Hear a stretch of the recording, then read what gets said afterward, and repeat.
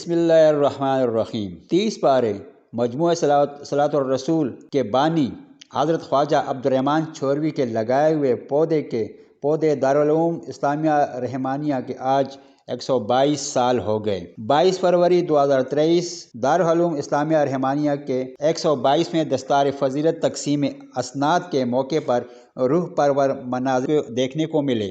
111 خوش نصیبوں کی دستار بندی کی گئی۔ زیر صدارت صاحبزادہ حبیب الرحمان، مہمانان خصوصی سائیں پیر غلام رسول قاسمی، علامہ پیر سلطان العارفین صدیقی، صاحبزادہ احمد شاہ سریکوٹی اور بڑی تعداد میں علماء و مشائخ موجود تھے۔ اس موقع پر سائیں پیر غلام رسول قاسمی افسرگودہ نے خطاب کرتے ہوئے کہا، حاضر ہوئے تھے، آپ نے فرمایا کہ انہیں بلاؤ، تو بلوایا گیا تو آپ نے معذرت کی کہ آپ آئے تھے، میں مصروف تھا۔ تو ظاہر صحابی تھے، صحابی کا احترام کرتے تھے، تو انہوں نے فرمایا کہ میں نے حضور صلی اللہ علیہ وسلم سے سنا تھا کہ 3 بار آواز دو، اگر میزبان نہ نکلے تو واپس چلے جاؤ اور برا نہ مناؤ۔ تو میں کھلے دل سے واپس چلا گیا، آپ مصروف تھے۔ آپ دیکھو کتنی محبتیں تھیں کہ ان کے آنے کا احساس ہوا، ان کو بلوایا، معذرت کی، لیکن ادھر ہی فاروق اعظم بدل گئے۔ فاروق اعظم نے فرمایا یہ جو حدیث تم نے بیان کی ہے کوئی گواہ لاؤ کہ حضور کا یہ فرمان ہے کہ نہیں۔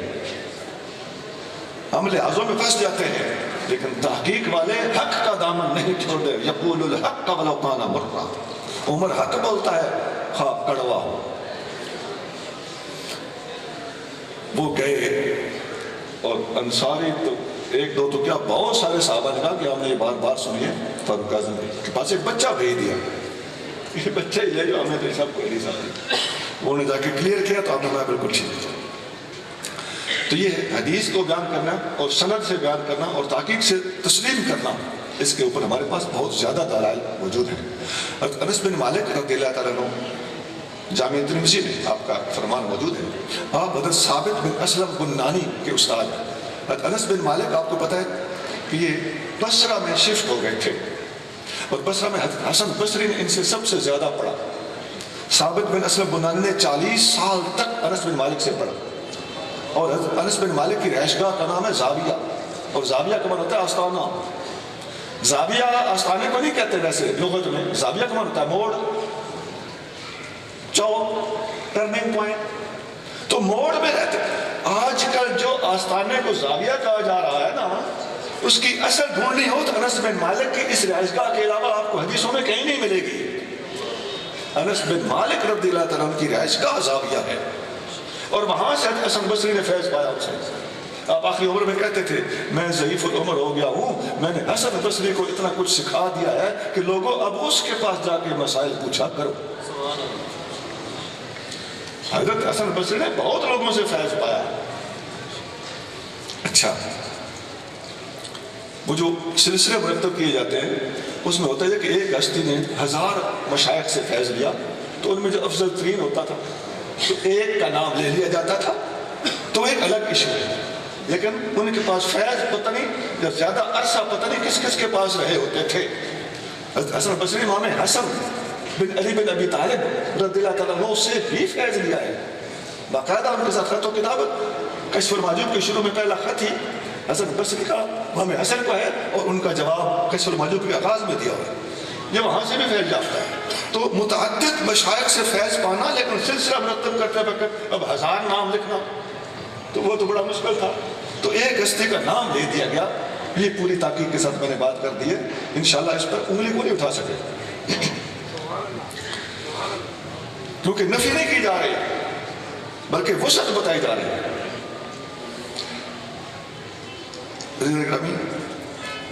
سند کے حوالے سے بات کر رہا تھا۔ حضرت انس بن مالک رضی اللہ تعالیٰ عنہ نے حضرت ثابت بن اسلم بنانی کو فرمایا، ترمذی میں حدیث ہے کہ یا ثابت، اے ثابت، خذ عنی، مجھ سے علم سیکھ لو، فإنک لن تجد اوثق منی، تجھے مجھ سے مضبوط بندہ علم کے میدان میں نہیں ملے گا۔ اس الفاظ پر غور کیجیے، ترمذی میں ہے۔ پھر آپ نے فرمایا انی اخذتہ من رسول اللہ، میں نے یہ علم رسول اللہ صلی اللہ علیہ وسلم سے سیکھا ہے. انس بن مالک کا تعارف ہونا چاہیے. خادم الرسول ہیں, 10 سال مدینہ کا سارا عرصہ خدمت عالیہ میں رہے ہیں, اور جو خدمت کرتا ہے اس کی خدمتیں ہوتی ہیں. ہر کی خدمت کرد مخدوم شود. تو خادم الرسول مرشد امت ہے. اور اس خادم الرسول نے اپنے شاگرد سے کہا, حسن بصری کو فیض بھی دیا, ثابت بن اسلم کو فیض دیا, بے شمار تابعین کو پڑھایا, وہاں پر آستانہ قائم کیا. اور پہلا آستانہ ہے ہی نام کے حوالے اور زاویہ کے نام کے حوالے سے بات کر رہا ہوں. تو مڈلی شخصیت ہیں. وہ فرماتے ہیں کہ ثابت مجھ سے سیکھ لو, میرے سے مضبوط بندہ تمہیں نہیں ملے گا. میں نے یہ علم رسول اللہ صلی اللہ علیہ وسلم سے حاصل کیا ہے. فَأَخَذَهُ رسول اللہ عن جبریل, اور رسول اللہ صلی اللہ علیہ وسلم نے یہ علم جبریل سے لیا ہے. فَأَخَذَهُ جبریل عن اللہ تعالیٰ, اور جبریل نے یہ علم اللہ سے لیا تھا. آج اس حدیث میں سند بیان ہوگی. یہ سند کی اصل ہے. قرآن کی آیت سے لے کر متعدد صحابہ کرام کا سند مانگنا, ڈیمانڈ کرنا اور بیان کرنا, اور اس پر بہت سارے دلائل ہیں. سند کے حوالے سے ایک اور عام بات ہے کہ اہل سنت کی کتابیں پوری سند کے ساتھ. دنیا میں پہلا ذکر حدیث امام مالک کی کتاب موطا امام مالک, جب موطا امام محمد ہے, دونوں ایک ہی کتاب کے دو نام. ان کے بعد مصنف عبد الرزاق, مصنف ابن ابی شیبہ, اور مسند شافعی, مسند امام احمد بن حنبل, یہ کتابیں بالترتیب وجود میں آئی. یہ ساری کتابیں دوسری اور دوسری صدی کے اندر, پہلی صدی میں ان کا آغاز ہو چکا تھا. امام اعظم 80 ہجری میں پیدا ہوئے تھے,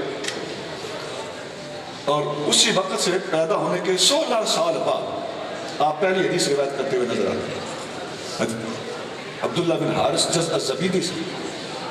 تو پہلی صدی کے اینڈ پر سنیوں کی حدیث کی کتابیں مرتب ہونا شروع ہو چکی تھیں. اور دوسری صدی میں پھر یہ جو میں نے آپ کو ساری کتابیں بتائی ہیں, ابن ابی شیبہ, مصنف عبد الرزاق, مسند شافعی, یہ ساری دوسری صدی میں, اور مسند احمد بن حنبل دوسری صدی کے اینڈ اور تیسری صدی کے سٹارٹ پر, اور پھر امام بخاری, مسلم, ترمذی, نسائی, ابو داؤد, ابن ماجہ, یہ 6 کی 6 کتابیں ساری تیسری صدی میں مرتب ہو چکی تھی. تیسری صدی ختم نہیں ہوئی تھی, یہ کتابیں مکمل ہو چکی تھیں. یہ اہل سنت کی حدیث کے میدان میں سبقت, سپریارٹی اور اولیت. اب اس کے بعد کچھ لوگوں کے پاؤں جلے, ان کو خیال آیا کہ اوہ حدیث کے میدان میں تو سنی آگے نکل گئے. ان لوگوں نے پھر اس کے بعد حدیث کی کتابیں لکھنا شروع کی. عزیزان گرامی, لکھ لو میری بات, دوسرے ٹبر کی, روافظ کی تمام کتابیں 4تھی صدی اور 4تھی صدی کے بعد لکھی گئی ہے. پہلی, دوسری, تیسری صدی میں ان کی کوئی حدیث کی کتاب نہیں ہے.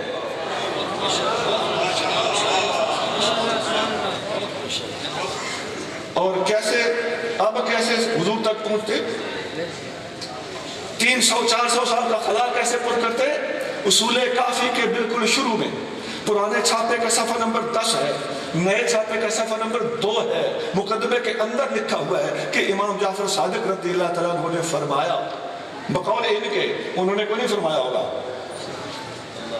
بقول ان کے, ان کی طرف منسوب کر کے لکھتے ہیں کہ آپ نے فرمایا کہ دعو ما وافق القوم فإن الرشد فی خلافہم, جو یہ سنی کہیں اس کا الٹ کر لو, ہدایت تمہیں ان کا الٹ کرنے میں خود بخود ملتی چلی جائے گی. کیا مطلب, حدیثیں ان کی لو, حدیث کے الفاظ الٹ دو, اور سند اپنی طرف سے ٹھوک دو.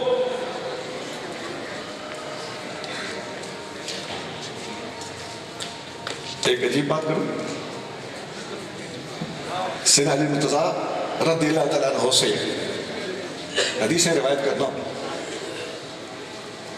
یہ اہل سنت کی کتابوں میں حدیثوں کی تعداد جو مولا مرتضیٰ نے روایت کی ہیں, ان لوگوں کی کتابوں کے اندر مولا مرتضیٰ سے روایت کی گئی حدیثوں سے ہماری کتابوں کے اندر روایت کی تعداد زیادہ ہے. یہ بھی اہم بات ہے, اور تھوڑی بہت زیادہ 3 گنا زیادہ. نعرہ تکبیر, نعرہ رسالت, نعرہ حیدری, علماء اہل سنت. اور ایک اور بات,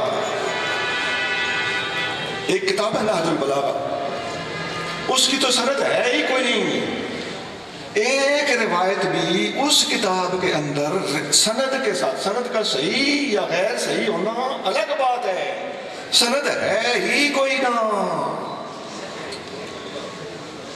اب جو کہتے پھرتے ہیں جی صوفیاء نے بڑی پسند کی ہے، یہ سب جھوٹ ہے، اور اس کتاب کی کوئی سند ہی نہیں ہے۔ اور یہ بھی کہا جا رہا ہے آج کل عجیب عجیب بولیاں بولتے ہیں کہ ایک جملہ بول رہا تھا بولے حضرت علی کی کتاب نہج البلاغہ، اور خدا کے بندے یہ ان کی کتاب نہیں ہے، یہ 404 ہجری میں فوت ہونے والے شریف رضی کی کتاب ہے۔ اقوال مولانا مرتضیٰ کی طرف منسوب ہیں، تو جن کے اقوال ہوں بھی منسوب ہونا تو بعد کی بات ہے، تو ان کی کتاب نہیں بن جاتی۔ ہاں جی، مثال دیتا ہوں، یہ بخاری شریف، یہ تو پوری سند کے ساتھ ہے، معتبر کتاب ہے، تو بخاری شریف کے بارے میں کیا آپ کہہ سکتے ہیں کہ رسول اللہ کی کتاب ہے؟ نہیں، یہ امام بخاری کی کتاب ہے، رسول اللہ صلی اللہ علیہ وسلم کے فرمان اس میں موجود ہیں۔ تو وہ شریف رضی تھے معتزلہ، یہ بھی بتا دوں، اس لیے وہ سند کا قائل ہی نہیں تھا۔ یہی وجہ ہے کہ شریف اس کتاب کی شرح کرنے والے آپ کو متعدد معتزلہ ملیں گے، جیسے ابن ابی حدید ہے۔ آپ دیکھتے نہیں ہیں کہ وہ کہتے ہیں کہ تمہارا ہے، ہم کہتے ہیں یہ تمہارا ہے، اصل گیم کیا ہے؟ وہ معتزلہ ہے۔ شرح ابن ابی حدید کے بارے میں وہ کہتے ہیں یہ تمہارا ہے، ہم کہتے ہیں یہ تمہارا ہے، گیم یہ ہے کہ وہ معتزلہ ہے، اور ماتن بھی معتزلہ ہے۔ یہ سند کی اہمیت کے حوالے سے سنیوں کی سبقت اور ان لوگوں کا پیچھے رہ جانا اور مجبوراً سنیوں کا الٹ کرنا اور نہج البلاغہ کو بغیر سند کے ساری کتاب کو نقل کر دینا، یہ سنیت اور ہم لوگوں کا جو تمام صحابہ اور تمام اہل بیت کے دست بستہ اکٹھے غلام ہیں، یہ ہماری اللہ کی طرف سے دی ہوئی عطا ہے ہمیں، اور ہماری اس میدان میں سبقت ہے جو ہمیں اللہ اس کے رسول نے اپنے فضل سے عطا کی ہے۔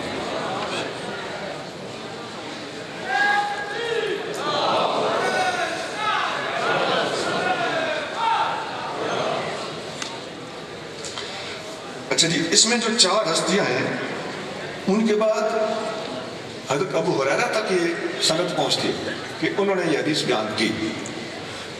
ایک سوال یہ تبر کرتا ہے کہ حضرت ابو ہریرہ سے تم نے زیادہ حدیثیں کیوں لی ہیں؟ حضرت علی کو حدیثیں نہیں آتی تھیں رضی اللہ تعالیٰ عنہ؟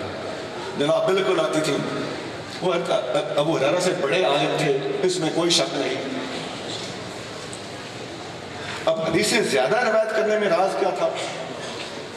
پہلی بات تو یہ ہے کہ آپ نے خود اٹھ کے حضرت ابو ہریرہ رضی اللہ عنہ کے ساتھ سن علی مرتضیٰ کا موازنہ چھیڑ دیا۔ حضرت علی مرتضیٰ کا مقابلہ اور موازنہ کرنا ہے نا تو خلفائے راشدین سے کرو۔ ایک تو وہ ان کے لیول کے، نمبر 2 خلفائے راشدین نے سب سے کم حدیثیں ابو بکر صدیق سے لی گئی ہیں، پھر عمر فاروق، عثمان غنی، ان تینوں سے زیادہ حدیثیں علی المرتضیٰ سے لی گئی ہیں۔ ایک مسند احمد میں 1400 سے زیادہ حدیثیں مرتضیٰ کریم سے روایت کی گئی، بلکہ پہلے 3 خلفاء کی ساری حدیثیں روایت کی گئی، جمع کی جائیں تو علی المرتضیٰ کی روایت کردہ حدیثوں کی تعداد ان سے زیادہ ہے۔ وجہ کیا تھی؟ اس امت میں سب سے بڑے عالم عالم صحابہ صدیق اکبر ہیں، لیکن حدیثیں کم روایت کرنے کی وجہ یہ تھی کہ ان کا زمانہ حضور کے بعد صرف 2 سال ان کو مہلت ملی، ان کے دور میں باقی بڑے بڑے صحابہ بھی موجود تھے۔ ہاں، اوکھے ویلے اگر کام آیا ہے تو صدیق اکبر ہی آیا۔ اوکھے ویلے کا مطلب حدیثیں روایت کرتے وقت بھی اوکھا ویلا۔ حضور کریم صلی اللہ علیہ وسلم کی تدفین کا وقت تھا تو صحابہ سے فیصلہ نہیں ہو رہا تھا، یہ حدیث کسی کے پاس نہیں تھی سوائے صدیق اکبر کے۔ انہوں نے بتایا کہ نبی کریم صلی اللہ علیہ وسلم نے خود فرمایا ہے کہ نبی جہاں پر وفات پاتے ہیں وہیں پر دفن ہوتے ہیں۔ حضور کو غسل کون دے گا؟ فیصلہ کس نے کیا؟ صدیق اکبر نے۔ اور بہت مثالیں آگے بھی تو جانا ہے۔ اگلی بات سنیے، سیدنا علی مرتضیٰ رضی اللہ تعالیٰ عنہ نے ان تینوں سے زیادہ کی حدیثیں روایت کی، اس لیے کہ ان کو اور زیادہ موقع دنیا میں رہنے کا ملا۔ حضرت ابو ہریرہ نے اور زیادہ کیوں روایت کی؟ اس لیے کہ وہ ان چاروں کے بعد وہ آگے 59 ہجری میں جا کے وفات پاتے ہیں۔ اور اس کی ایک اور وجہ بھی تھی، یہ مکمل فیکٹر نہیں ہے، ایک وجہ اور بھی ہے کہ نبی کریم صلی اللہ علیہ وسلم نے ابو ہریرہ کو خود حافظہ عطا فرمایا تھا معجزے کے طور پر، اسی بخاری میں حدیث گزر چکی۔ ایک دفعہ ابو ہریرہ سے کسی نے کہا کہ آپ حدیثیں زیادہ روایت کرتے ہیں، اس کی وجہ کیا ہے؟ آپ نے فرمایا میں بتاتا ہوں، آپ نے عشاء کی نماز حضور کے پیچھے پڑھی تھی؟ انہوں نے کہا پڑھی تھی۔ فرمایا آپ بتاؤ پہلی رکعت میں حضور نے کیا پڑھا تھا اور دوسری نے کیا پڑھا تھا؟ یہ بھی بخاری میں گزرا ہے۔ اس نے کہا مجھے یاد نہیں۔ فرمایا میں بتاتا ہوں، پہلی رکعت میں یہ پڑھا تھا، دوسری رکعت میں یہ پڑھا تھا، یہ وجہ ہے کہ ابو ہریرہ آپ سے زیادہ حدیثیں جانتا ہے۔ اور مرزا قادیانی کہتا ہے کہ یہ فقیہ نہیں تھے، مرزا قادیانی، اور ایک اور ٹبر بھی کہتا ہے کہ یہ حدیثیں روایت کرتے تھے، درایت نہیں تھی۔ یہ لاہور کے ریسرچ سکالر صاحب اٹھے ہیں، یہ ان کی ریسرچ ریسرچ، انہوں نے تو قرآن کے متن پر بھی ریسرچ کیا ہوا ہے، میرے پاس ثبوت موجود ہے۔ اللہ تعالیٰ ایسی ریسرچوں سے محفوظ رکھے۔ پراپر سرچ کرنا نہیں آتا اور یہ ریسرچ کر رہے ہیں، پوری امت کو فرول فرول کے ریسرچ کرنا شروع کیا ہوا ہے۔ بعض لوگوں نے نئے میزان قائم کرنا شروع کیا ہوئے ہیں، بعض لوگوں نے آزاد تحقیقوں کے عنوانات قائم کیے ہوئے ہیں۔ جو آزاد تحقیق کرتا ہے امت کو چھوڑ کر، وہ نبی پاک علیہ الصلوۃ والسلام سے آزاد ہونا چاہتا ہے۔ سبیل المومنین کا پٹا اللہ کرے گردن میں رہے۔ قرآن حدیث اجماع جمہور اس دا منکر رابطن دور۔ چار حضرت ابو ہریرہ رضی اللہ عنہ کے کثیر روایت ہونے کی ایک وجہ، دو وجہ میں نے آپ کو بتا دی۔ حضرت گرامی ابو ہریرہ رضی اللہ عنہ فقیہ بھی ہیں۔ مرزا قادیانی کہتا ہے کہ فقاہت نہیں تھی، غبی تھا، لفظ غبی بولتا ہے۔ تو آپ کے علاقے میں بھی ایک بیماری ہے، یہاں ابو ہریرہ کے خلاف اور امام بخاری کے خلاف بہت مواد اگلا جاتا ہوگا۔ اس کی وجہ یہ ہے کہ دین کی بنیادیں، قرآن کے بعد افضل ترین کتاب اور حدیثوں کے اندر سب سے بڑا راوی، ان کو اگر ٹارگٹ نہ کیا جاتا تو اسلام کا کچھ بگڑ نہیں سکتا تھا۔ ان لوگوں نے اسلام کی دشمنی کرنا مقصود تھی، ابو ہریرہ کو بھی ٹارگٹ کیا، امام بخاری کو بھی ٹارگٹ کیا۔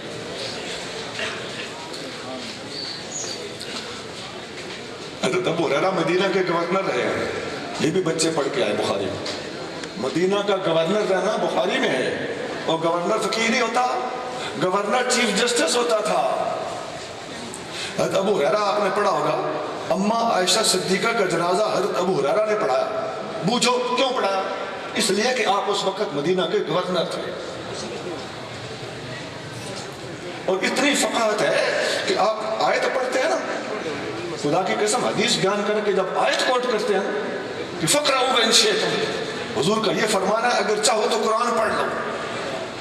یہ حدیث قرآن کی تفسیر کر رہی ہے، رنگ بھر جاتا ہے۔ کسی نے 5 وقتی نماز آپ سے پوچھی، آپ نے آیتیں ڈھونڈ ڈھونڈ کے بتائیں، اس آیت میں صبح کی نماز کا ذکر ہے، اس آیت میں ظہر کی نماز کا ذکر ہے، اس آیت میں عصر کا ذکر ہے، اس میں مغرب کا، اس میں عشاء کا۔ یہ تحاوی میں صحیح سند کے ساتھ حدیث موجود ہے۔ حضرت ابو ہریرہ نے 5 نمازیں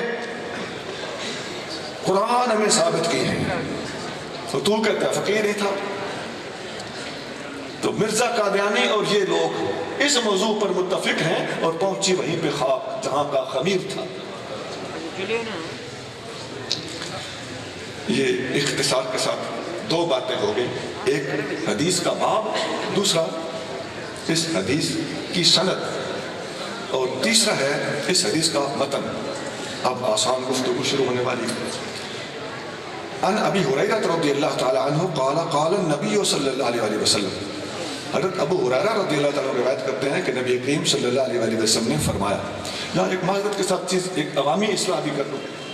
ہمارے بعض خطیب حضرات دوست کہتے ہیں میں حدیث سناتا ہوں، حدیث سنائیے، قال قال رسول اللہ، یہ قال 2 بار بول دیتے ہیں، بھائی قال 2 بار ہے، پہلے 4 گھنٹے کی طویل اور روح پرور پروگرام میں علماء، مفتیان حضرات اور عوام الناس نے بڑی تعداد میں شرکت کی اور پروگرام کو 4 چاند لگا دیے۔ کیمرہ مین شفیق بریال کے ساتھ عصمت شاہ مشوانی، دارالعلوم اسلامیہ رحمانیہ، ہری پور۔